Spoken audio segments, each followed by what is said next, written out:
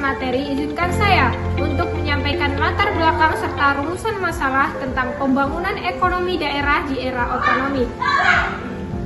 Pembangunan ekonomi di Indonesia telah mengalami transformasi dari era ke era. Hal ini dipengaruhi oleh beberapa faktor, seperti faktor sosial, politik, dan juga faktor global. Kita flashback ke belakang. Setelah masa kemerdekaan, Indonesia telah mengalami tantangan yang besar untuk mendirikan perekonomian yang mandiri. Hal ini ditandai dengan kebijakan menasionalisasi perusahaan-perusahaan asing serta industrialisasi, di mana kebijakan ini bertujuan untuk meningkatkan pertumbuhan ekonomi pasca perang pada saat itu. Selanjutnya pada era Soeharto. Pada era ini, pembangunan ekonomi mengalami pertumbuhan yang signifikan dengan pendekatan investasi asing serta industrialisasi. Selanjutnya,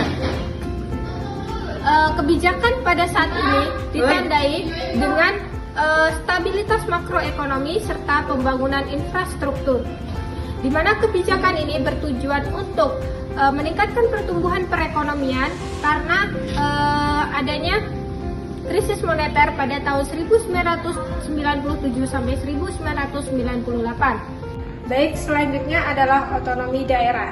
Otonomi daerah tercipta karena adanya respon terhadap kekuasaan sentralisasi yang ada di Indonesia, terutama pada masa Orde Baru. Dari hal tersebut, maka daerah-daerah itu merasa terpinggirkan dan mereka merasa terkucilkan atas pengambilan keputusan yang terkait dengan daerah-daerahnya. Selanjutnya, otonomi daerah tercipta karena adanya pendapat bahwasanya pemerintah pusat tidak selalu memahami kebutuhan daerah-daerah secara spesifik. Hal ini dikarenakan oleh berbagai faktor seperti faktor sosial, budaya, dan demografis yang berbeda-beda setiap daerahnya. Alasan-alasan tersebutlah yang menjadi dasar terciptanya dari otonomi daerah yang ada di Indonesia.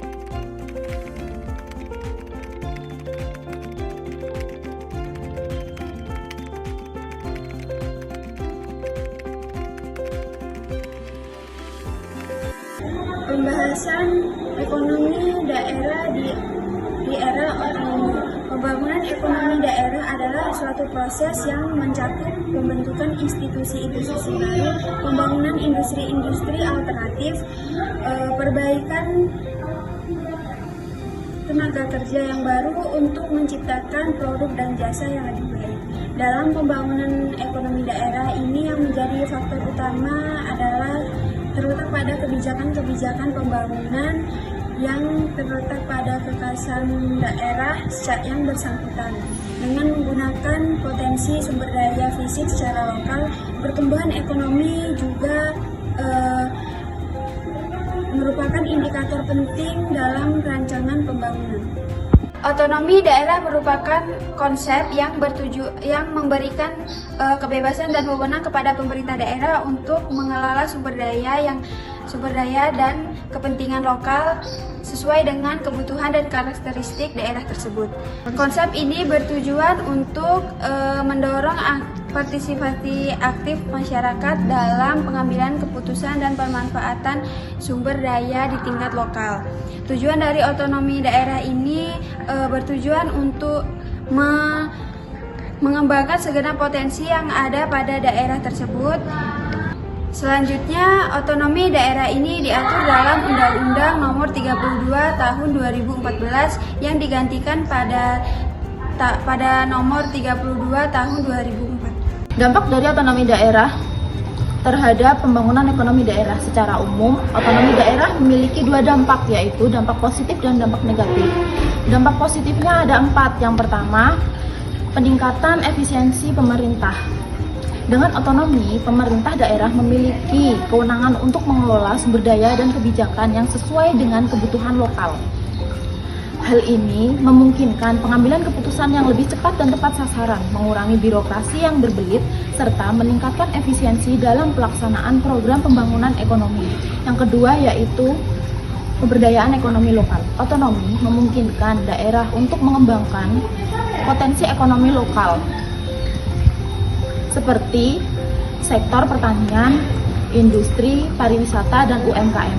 Pemerintah daerah juga dapat merancang kebijakan yang lebih sesuai dengan karakteristik dan keunggulan kompetitif daerah tersebut. Yang ketiga yaitu peningkatan pendapatan daerah. Otonomi memberikan wewenang kepada pemerintah daerah untuk mengelola sumber pendapatan sendiri melalui pajak dan retribusi daerah.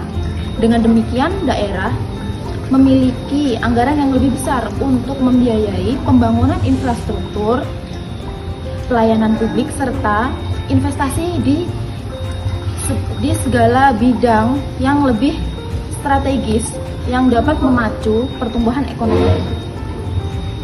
Dan yang terakhir yaitu pengurangan kesenjangan pembangunan daerah, di mana otonomi memberikan kesempatan yang lebih besar kepada pemerintah daerah untuk mengelola potensi dan sumber daya mereka sendiri. Selanjutnya yaitu dampak negatif dari otonomi terhadap pembangunan ekonomi daerah. Yang pertama yaitu adanya eksploitasi pendapatan daerah, di mana salah satu konsekuensi otonomi adalah kewenangan daerah yang lebih besar dalam pengelolaan keuangannya, mulai dari pengumpulan pendapatan sampai pada alokasi pemanfaatan pendapatan daerah tersebut. Dalam kewenangan ini sudah muncul intrinsik risiko bawaan, bahwa daerah akan memberikan upaya maksimalisasi bukan optimalisasi pemerolehan pendapatan. Upaya ini didasari oleh kenyataan bahwa pemerintah daerah harus mempunyai cukup dana untuk melakukan kegiatan baik rutin maupun pembangunan. Yang kedua yaitu pemahaman terhadap konsep desentralisasi dan otonomi daerah yang belum mantap, di mana desentralisasi merupakan sebuah mekanisme penyelenggaraan pemerintah yang menyangkut pola hubungan antara pemerintah nasional dan pemerintah daerah. Yang ketiga yaitu korupsi di daerah. Fenomena yang sejak lama menjadi kekhawatiran banyak kalangan ini berkaitan dengan implementasi otonomi daerah adalah bergesernya praktik politik korupsi dari pusat ke daerah. Sinyalemen ini menjadi semakin beralasan ketika terbukti bahwa masih banyak para pejabat-pejabat yang mempunyai kebiasaan menghambur-hamburkan uang rakyat untuk piknik ke luar negeri dengan dalih studi banding. Dan yang terakhir yaitu ketimpangan pembangunan. Baik teman-teman, dapat kita lihat ini merupakan diagram kasus korupsi yang terjadi di beberapa daerah di Indonesia pada tahun 2023. Ini merupakan salah satu contoh konkret dampak negatif dari otonomi daerah. Dari diagram tersebut dapat kita lihat bahwa Jawa Timur merupakan provinsi paling tinggi tingkat korupsinya, yaitu sebesar 64 kasus korupsi. Dari kasus tersebut dapat dipertanyakan sistem pemerintahan daerah apa yang digunakan oleh pemerintah Jawa Timur sehingga menduduki provinsi paling tinggi tingkat korupsinya. Dan yang kedua yaitu diduduki oleh Sumatera Utara dengan tingkat korupsi sebesar 54 kasus.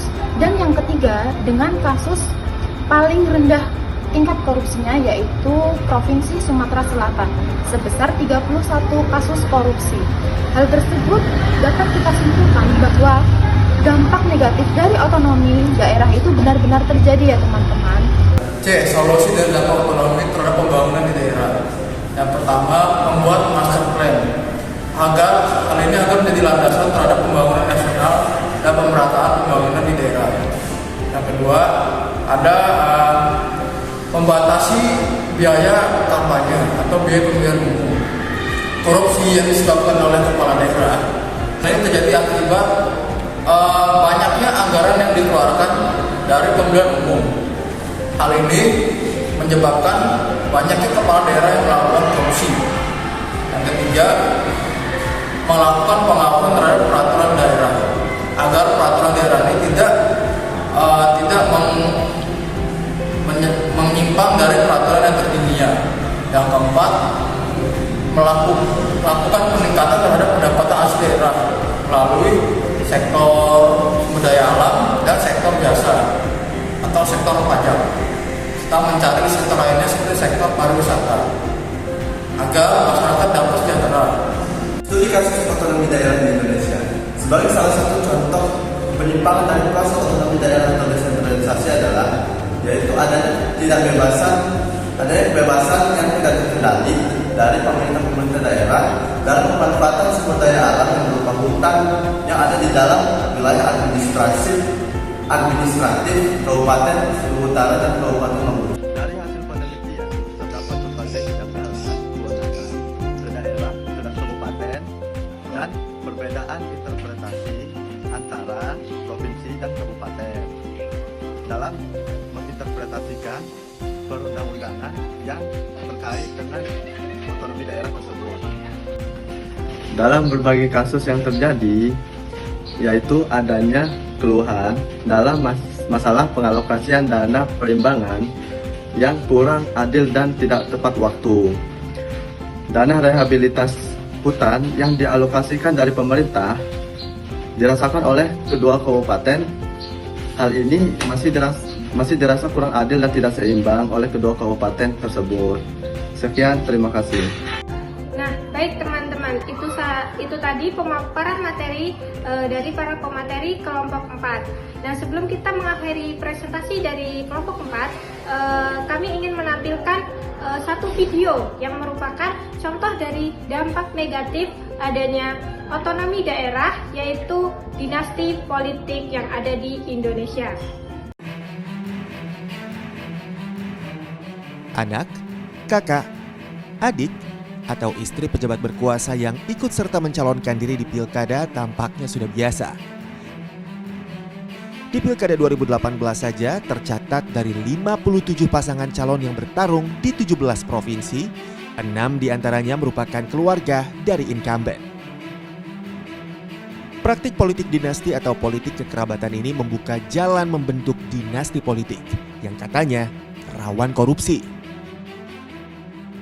Terus gimana?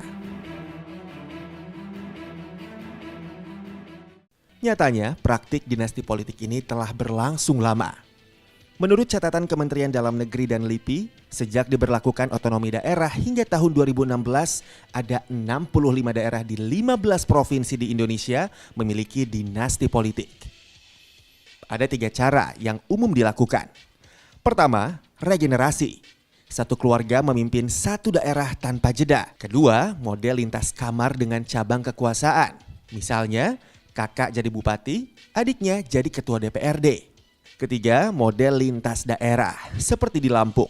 Sementara Banten dan Sulawesi Selatan menerapkan ketiga model tersebut sekaligus, bahkan mungkin lebih rumit. Nah teman-teman, itu tadi video yang sudah kita tampilkan. Nah, dari video tersebut ada beberapa hal nih yang bisa kita ambil. Yang pertama, ternyata dari dinasti politik itu ada 3 model atau 3 cara. Yang pertama, itu model regenerasi, di mana satu keluarga memimpin satu daerah. Model yang kedua, yaitu model lintas kamar dengan cabang kekuasaan. Yang ketiga, itu adalah model lintas kekuasaan ataupun lintas daerah. Nah, dinasti politik di Indonesia itu terjadi karena adanya sistem feodalisme yang sampai saat ini masih hidup. Nah, apa sih sebenarnya sistem feodalisme itu? Sistem feodalisme merupakan sistem politik yang memberikan kekuasaan hanya kepada golongan ataupun kelompok-kelompoknya saja. Semakin merebaknya dinasti politik itu akan memberikan peluang ataupun memberikan kesempatan kepada para pemerintah daerah untuk melakukan penyimpangan-penyimpangan seperti praktik KKN, di mana korupsi, kolusi, dan juga nepotisme.